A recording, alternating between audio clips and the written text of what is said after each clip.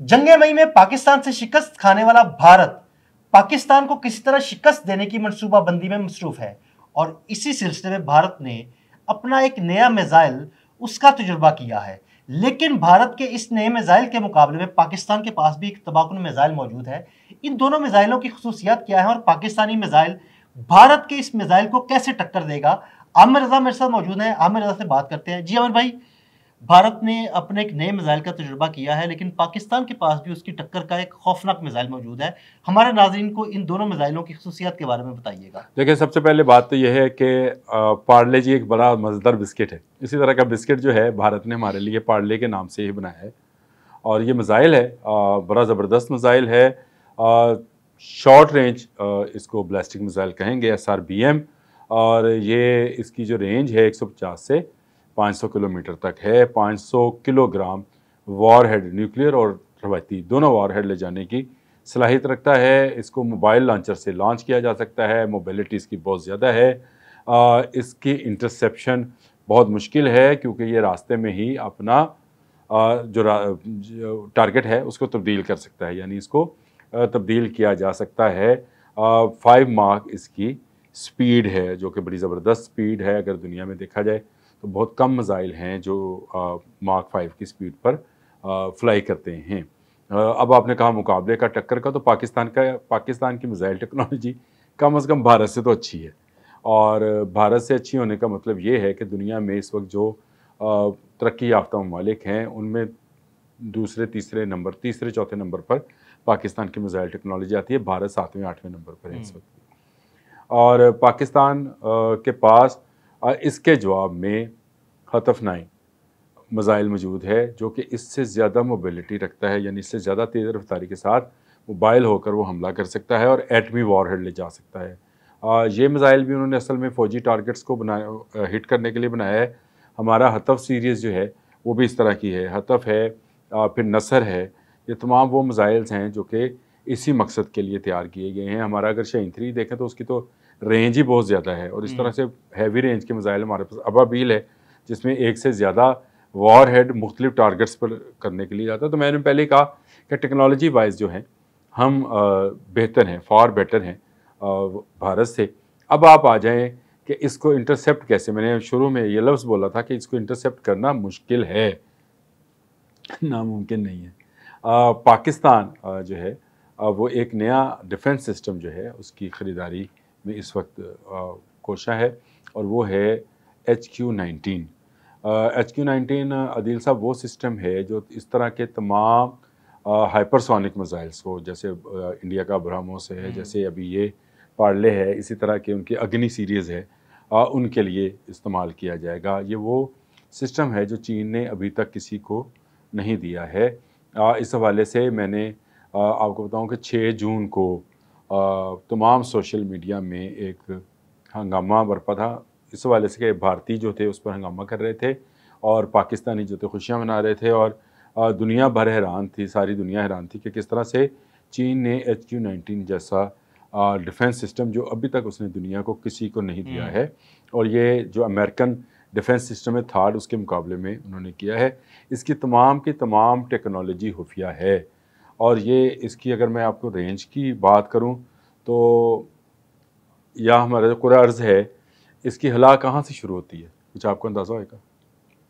मैं बता देता हूँ, 200 किलोमीटर की बाद जी हला शुरू हो जाती है। तो अगर आपको मैं ये बात करूँ कि जो हमारा कुरा है, कुरा यहाँ से जब इसकी हवा खत्म होती है तो हला कहाँ से शुरू होती है? 200 किलोमीटर यही रेंज है, यानी हाँ, एज ऑफ जो आपकी स्पेस है वहाँ तक ये मार कर सकता है और ये 1000 किलोमीटर के रेडियस में काम करता है।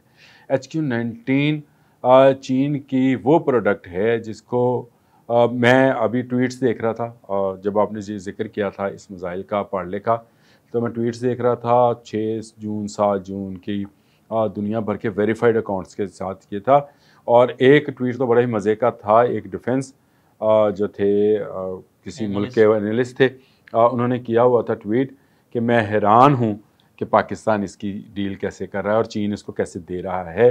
लेकिन चीन आपको पता है स्ट्रेटजिकली पाकिस्तान के साथ बहुत ज़्यादा अटैच है, इसलिए ये 19 जो है ये मिलने की हमें बड़ी तवक्को है। यानी ये अभी तैयारी के मराहल में होगा, बन चुका है, चीन इसको इस्तेमाल कर चुका है, चीन इसकी ट्राई भी कर चुका है। तो लिहाजा जिस तरह से हमारे सिपह सलार पिछले दिनों चीन गए थे तो उस वक्त भी भारतीय मीडिया ने पुकार कर ये कहा था कि ये अवाक्स 500 के जे 500 के लिए गए हैं और वो J-35 के लिए गए हैं, और तीसरा नाम उनके ज़ुबानों पर HQ-19 था, क्योंकि HQ-19 आने के बाद कोई ऐसा मिसाइल जो भारत के पास है, चाहे ब्राह्मोस है, चाहे अग्नि है, चाहे यही पार्ले है, कोई मिसाइल जो है कारगर नहीं रहेगा। और पाकिस्तान तमाम वो मिसाइल्स जो भारत तैयार कर रहा है या तैयार मुस्तकबिल में तैयार करेगा उसका जवाब लेकर बैठा होगा। ये बड़ी बात है कि पाकिस्तान के इस वक्त जो सिपह सलार हैं, पाकिस्तान के जिस वक्त प्राइम मिनिस्टर हैं, गवर्नमेंट ऑफ पाकिस्तान और फ़ौज जो है एक पेज पर हैं, और वो एक पेज है कि पाकिस्तान का दिफा करना है हमारी, क्योंकि स्ट्रेटजी ऐसी है। और अगर यहाँ तक बात रही कि भारत ये पार्ले चलाएगा, भारत ने पहले ब्राह्मोस चलाया तो क्या किया। मैं आपको एक मज़े की बात बताता हूँ कि भारतीय तजियाकारों के मुताबिक पार्ले को भी सबसे बड़ा ख़तरा यही है कि इसके GPS को कंट्रोल कर लिया जाएगा। जिस तरह से हमने ब्राह्मोस को पाकिस्तान आते आते अफ़गानिस्तान की तरफ मूव किया था, वो हाइपरसोनिक मिसाइल है, ये बात जहन में रखिएगा। ये सारे मिसाइल्स को इंटरसेप्ट करना जो है वो दुनिया में ऐसा कोई सिस्टम नहीं है, लेकिन कोई 90% करता है, कोई 95% करता है, 100% तो अमेरिका भी क्लेम नहीं करता है। लेकिन अगर आप इनके सिस्टम को, जो इनका रडार सिस्टम है, उसको आप अगर हैक कर लें तो आप इनको भटका सकते हैं। तो ये क्या दूसरा टारगेट रास्ते में तब्दील करेगा, पाकिस्तान इसको भटका सकता है। ये बड़ी ज़बरदस्त चीज़ है, क्योंकि KJ-500 के अंदर ऐसा सिस्टम पहले से मौजूद है।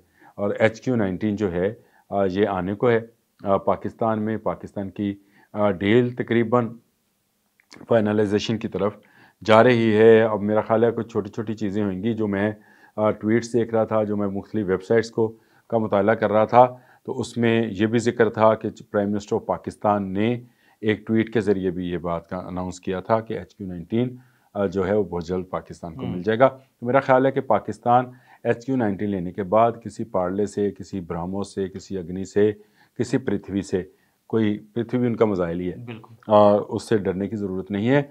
पाकिस्तान के पास far better technology, far better missile system मौजूद हैं। और सबसे बड़ी बात यह है कि पाकिस्तान के पास एक ऐसा सिपह सलार मौजूद है जो कि इस वक्त पूरी दुनिया में फातिहा के नाम से जाना जाता है। और उसने क्योंकि फ़तह किया है भारत की उस स्ट्रेटजी को, जो कि दूसरे मुल्कों में मुदाखलत की स्ट्रेटजी थी, वो स्ट्रेटजी जिसके तहत वो ना सिर्फ पाकिस्तान बल्कि अफ़गानिस्तान, ईरान, बांग्लादेश, नेपाल, भूटान, श्रीलंका में चाहता है कि अपनी फ़ौजें उतारे, जिस तरह उसने कश्मीर पे उतारी है। तो मैं आपको यकीन दिलाता हूँ कि पाकिस्तान का दिफा उन हाथों में है जो आहनी हाथ हैं, जो आहनी हाथ से निपटना जानते हैं। तो जनरल आसिम मुनीर के होते हुए हमें वैसे किसी फ़िक्र की ज़रूरत नहीं है, लेकिन इसके अलावा भी हमारी जो मिसाइल टेक्नोलॉजी है वो अब से नहीं, बहुत अरसे से जो है वो दुनिया में मानी जाती है। आपके फ़तह 1 और फ़तह 2 ने ये साबित कर दिया कि S-400 जैसे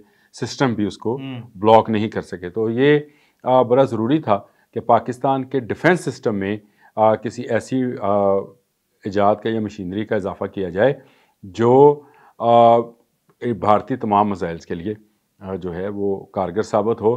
तो मैंने आपको आज बता दें कि HQ-19 मौजूद है, आने वाला है या आ गया है। ये आते कब हैं ये पता नहीं चलता है, ये सच्ची बात है, ये खुफिया है, बड़े खुफिया तरीके से इनकी तरसील होती है। PL-15 और PL-15E जो है इसके आने का किसको पता चला था।